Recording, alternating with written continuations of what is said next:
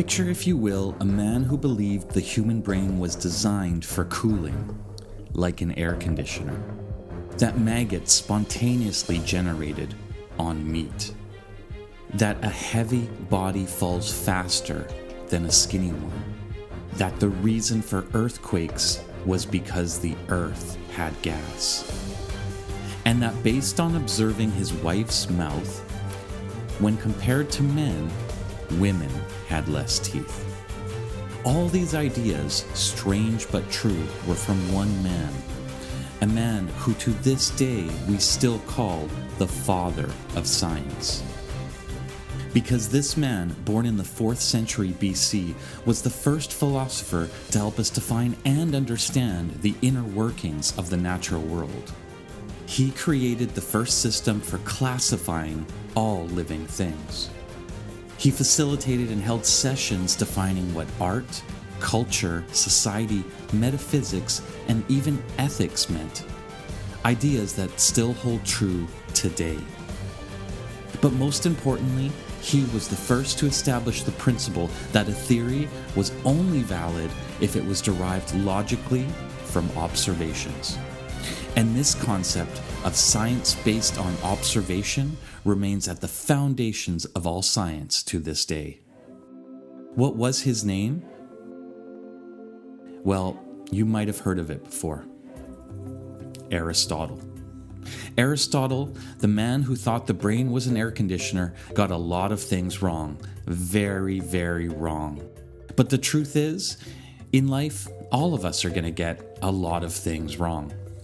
What will matter most are the big things we get right. Meaning that in life, the thing they never teach us in school is that each of us must learn how to cultivate, prioritize, and develop what it means to live as the authentic you.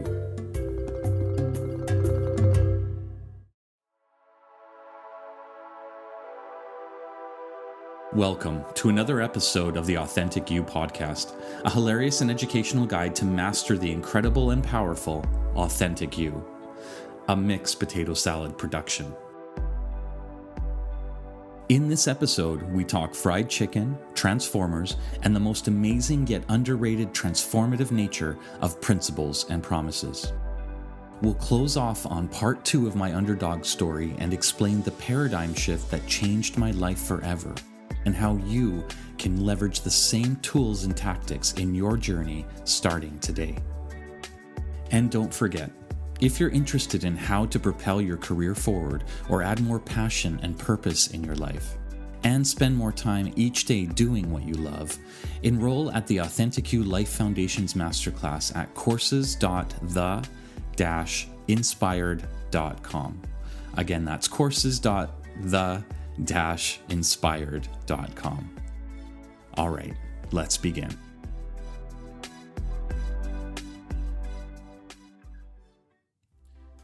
When I was 7 years old, my mom prepared a glorious lunch consisting of 2 pieces of golden crisp Kentucky Fried Chicken. That lunch would go down in infamy. A principle of life would be broken, and the value of a promise would be understood, at least by me. This is a lesson with the potential to transform you and me and everyone who experienced it. An idea so crucial, the trajectory of your life might just depend on it. And it all started with 2 pieces of golden fried chicken. As I positioned myself on the school gymnasium floor with my special deep fried treat unveiled for all to see, my classmates, seated in a small circle next to me, looked in awe. But one classmate, my neighbor Tyler, had other ideas. A clever, hard-nosed boy, Tyler always seemed to be in other people's business, needing to tell people what he had or was soon to be getting next. Tyler and I were friends, but I'd soon learn it was a friendship built on convenience.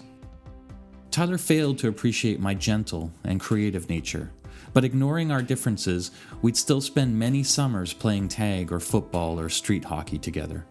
I'd even learned to shoot a BB gun through a friendship founded on location and tolerance. And while he seemed selfish at times, wanting what others had, Tyler never crossed any lines, at least not yet, with me.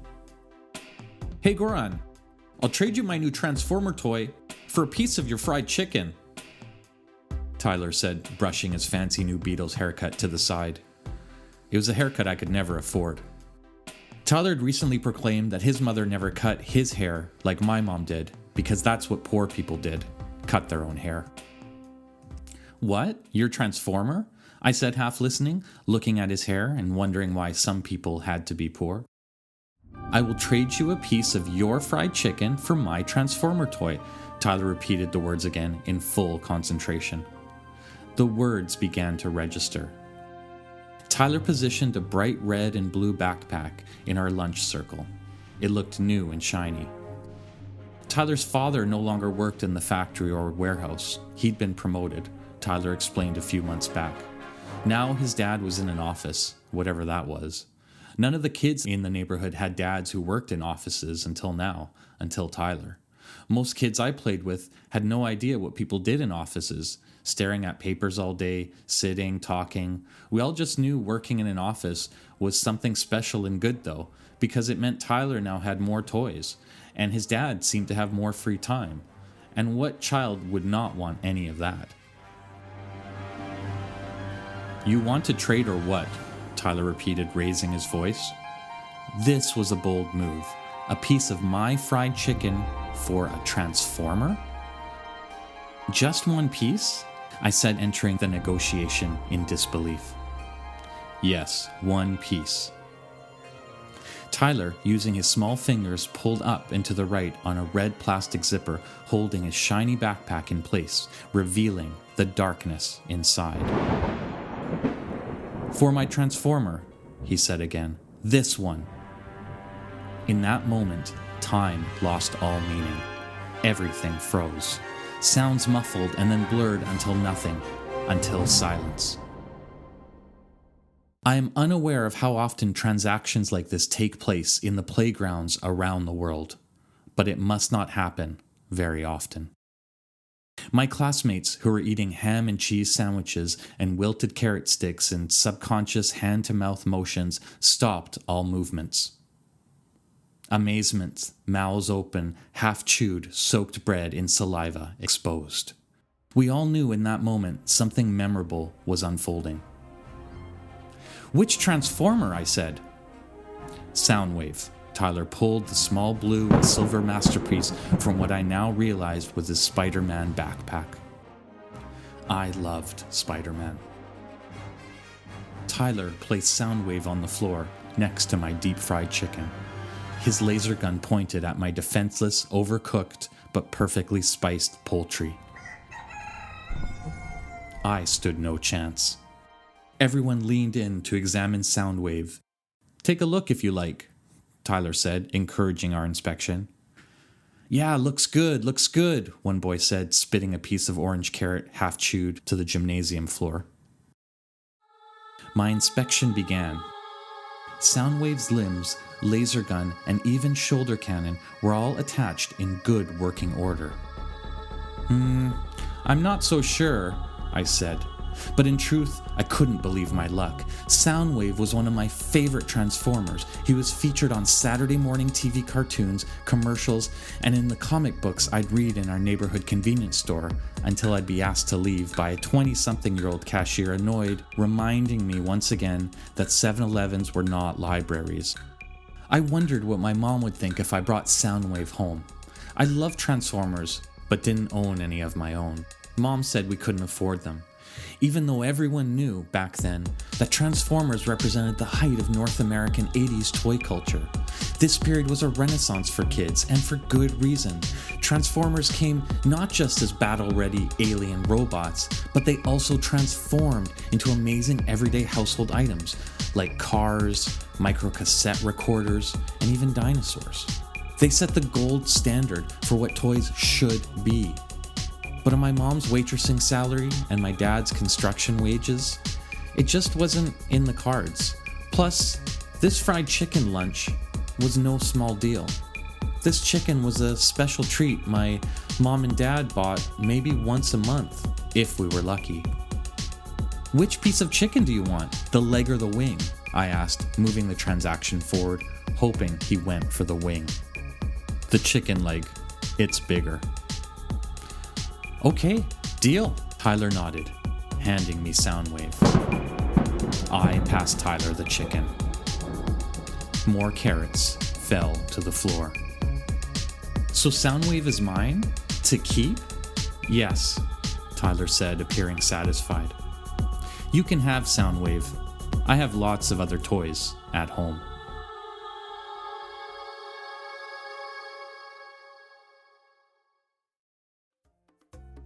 The next 36 hours were a glorious, euphoric, toy-playing blur.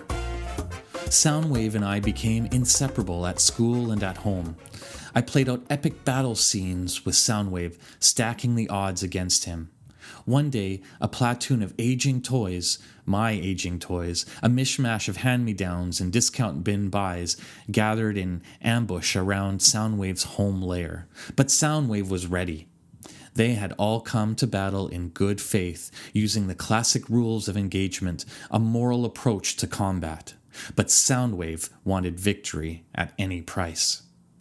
Traps had been set, the old toys destroyed with little effort, with Soundwave's photographic memory and ability to jam radio wave transmissions. The old toys, my old toys, stood no chance. Soundwave was ruthless. But those were the good days, until it happened. Less than 2 days from our KFC Transformer transaction, the biggest transaction of my young 7-year-old life, the phone rang. And my life was about to change forever. In one swooping motion, what I thought everyone understood about principles and promises changed that day. A day that would go down in infamy forever.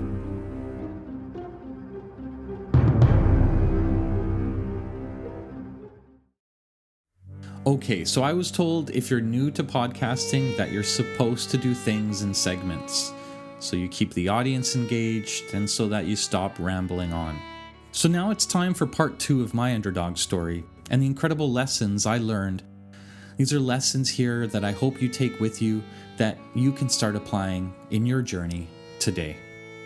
In part 1 of my Underdog story, I realized that by embracing my skills and talents at work, I could not only unlock my true potential, but also add more value in what I delivered in both my personal and professional life.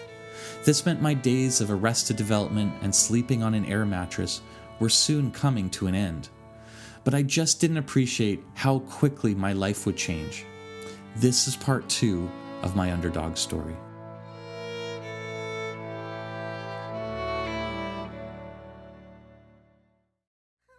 You know when a puppy sees snow for the first time? That was me in 2006 and the years that followed as I reached one major goal after another.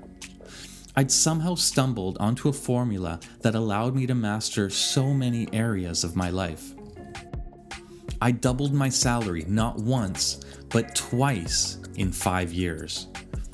I'd become an IT consultant and business professional within the Canadian e-commerce, banking, telecommunications, and energy industries in both the private and public sectors. I helped manage massive streams of work on large enterprise projects, totaling over $100 million. My resume, or CV, was no longer sent out.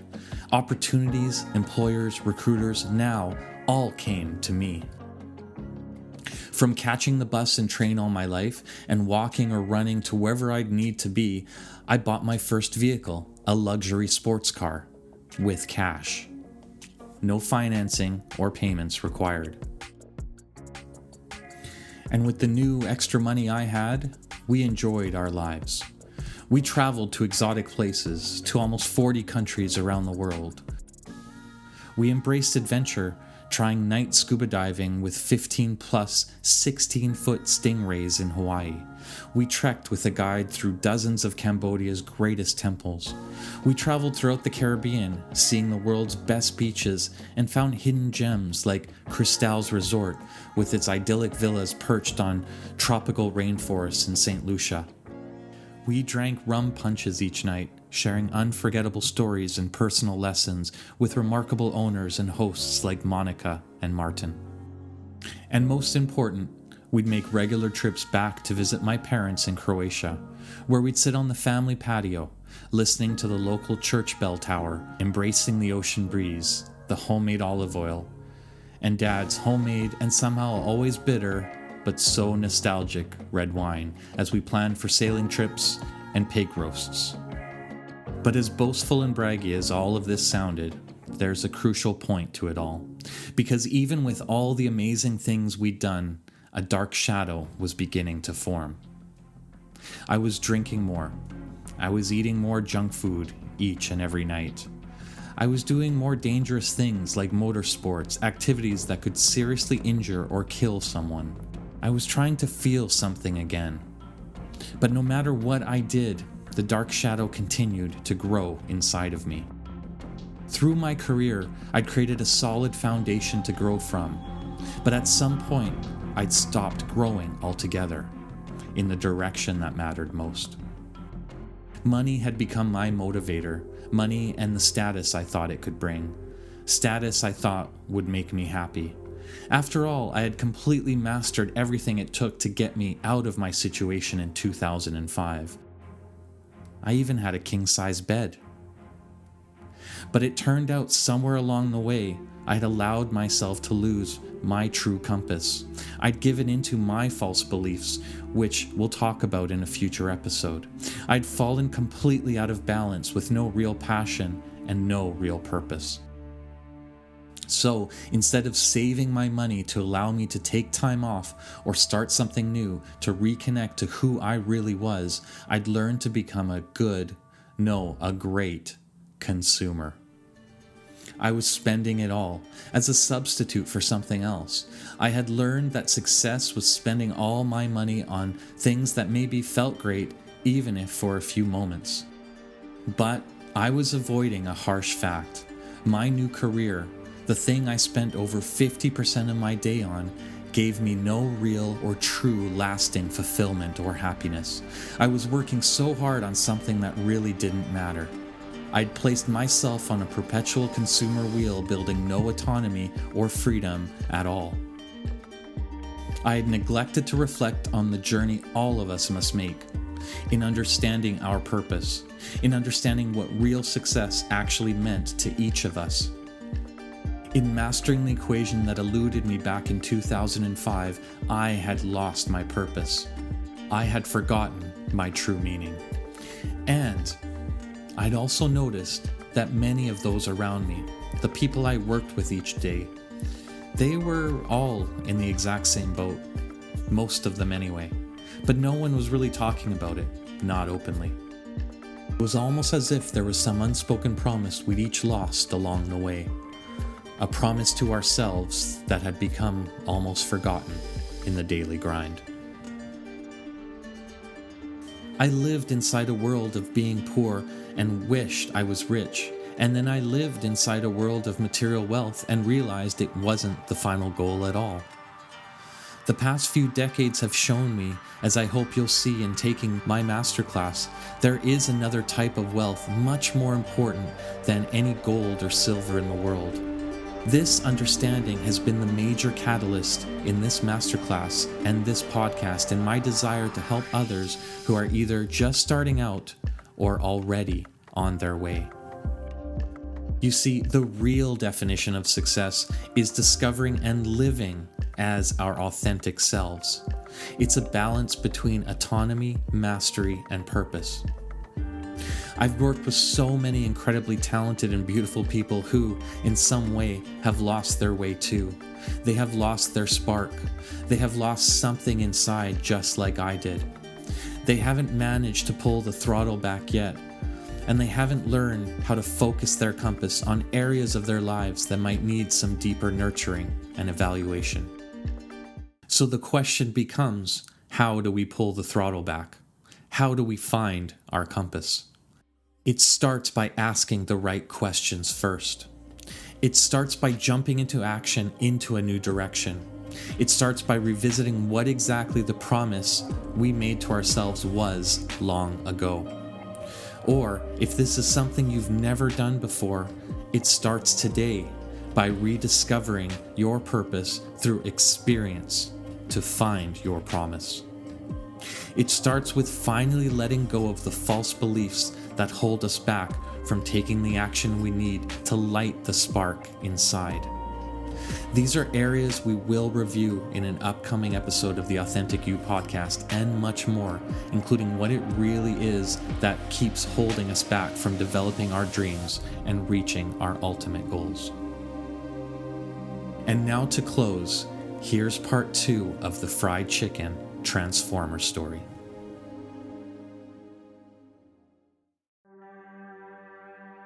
As previously mentioned, less than 2 days from our KFC Transformer transaction, the biggest transaction of my 7-year-old life, the phone rang, and my life was about to change forever. In one swooping motion, what I thought everyone understood about principles and promises changed that day.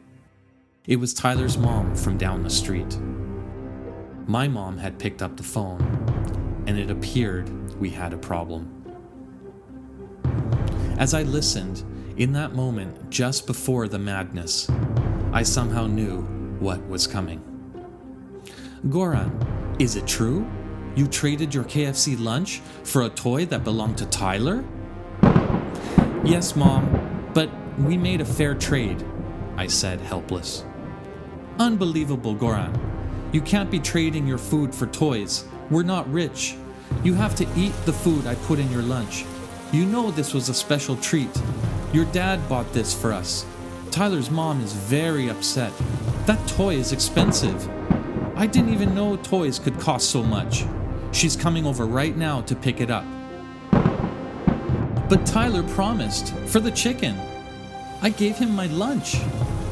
Distraught, my stomach turned and my blood boiled. This was heartbreak. No, this was betrayal. A few minutes later, the doorbell rang. I ran to my room, slamming the door in rage. I heard muffled sounds between two mothers, an awkward conversation of apology and annoyance, and then the last sound, heartbreaking silence. At that moment, I knew Soundwave had been returned to Tyler's mom. An agony I'd never felt before enveloped me whole. I cried in my room, face in pillow, tears rolling down a quivering chin. I want my chicken back then, I shouted between gulps of air, not caring if anyone could hear me, knowing that I was right. But all of it was in vain. I was powerless. I had been betrayed. And Tyler had broken his promise. After that day, Tyler acted differently around me at school and in the neighborhood. We didn't see each other as much. The event had changed both of us. Where effortless play existed almost daily before, now it seemed labored with something lingering in the air. As the weeks and months passed, we stopped seeing each other altogether. Tyler never apologized, or even explained what happened, or how his mom found out. Even after all these years, I still remember the moment in vivid detail. Not because I lost a toy, or because I like deep-fried chicken. The vividness of the story remains because it revealed something much bigger, something with the ability to catapult our success and fulfillment in life, or leave us neck deep in a mountain of lost dreams and slaves to our jobs.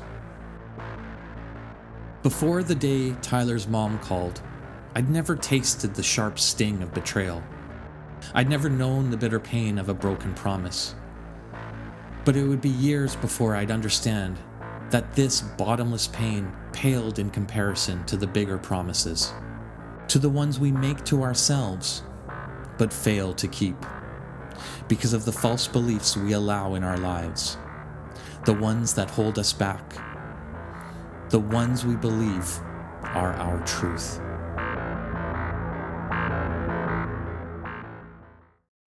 And now some closing thoughts. Ultimately, the most significant, life-defining, potential-fulfilling promise we can ever make is to one person, and that's to you. Your promise may be to finally start that one thing you've always wanted to try. Maybe your promise is to stop being so hard on yourself. Maybe your promise is to take better care of your body, to sleep more, to eat better, to drink less, to eat less sugar, and find ways to remove vices and not succumb to cravings. Maybe your promise is loving yourself more. Maybe your promise is removing the toxic things and forces from your life. Maybe your promise is to go back to school and improve your education. Maybe your promise is to leave your job for something that better represents you. Maybe your promise is to have a budget and save more than you spend to add more freedom to your life. Maybe your promise is volunteering at that place where you know you can make a difference. Maybe your promise is to carve out 1 hour a day to start working on that one thing that's always been so precious and important to you. But no matter what your promise is, making it and keeping it is a sign of love to you and to those who love you most. Because your greatest supporters will always want what's best for you. After all, promises are part of our DNA, governing all of life's moments, big or small. So it turns out Aristotle got a lot wrong in his life, and that sadly, toothbrushes not being invented until 2,300 years later might have been a major cause of his wife's missing teeth.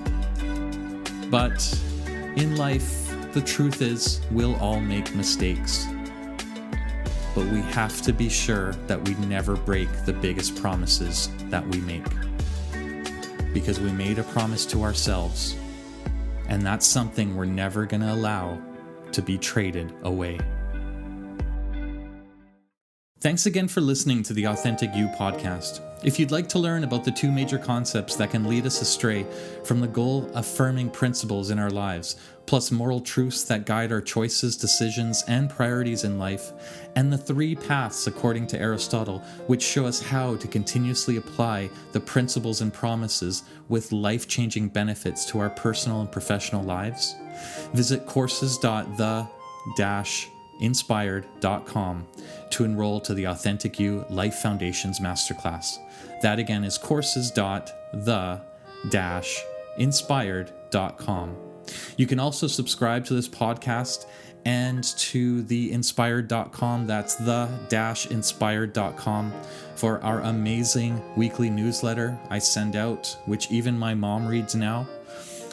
If you enjoyed today's podcast, don't forget to give us a great review on Apple or iTunes or however the heck you rate your podcast, because I'm still not completely sure. But please don't rate my instructions on how to do this, because I would probably just give myself 1 goldfish out of a possible 5 goldfishes. This reminds me of a pet goldfish story and a goldfish named Bruce. I must tell that story in a future episode. Let's just say it didn't end well. That's it for today's podcast. Until next time, take care of yourselves and each other. And to show your support for this podcast and the ridiculous amount of time I spend editing each episode, and to hear me do more funny accents like my mother's accent, which kind of ended up sounding like a vampire's, please visit my Patreon page where I've set up 3 amazing and affordable membership levels with benefits so good I'm now fairly certain they are illegal.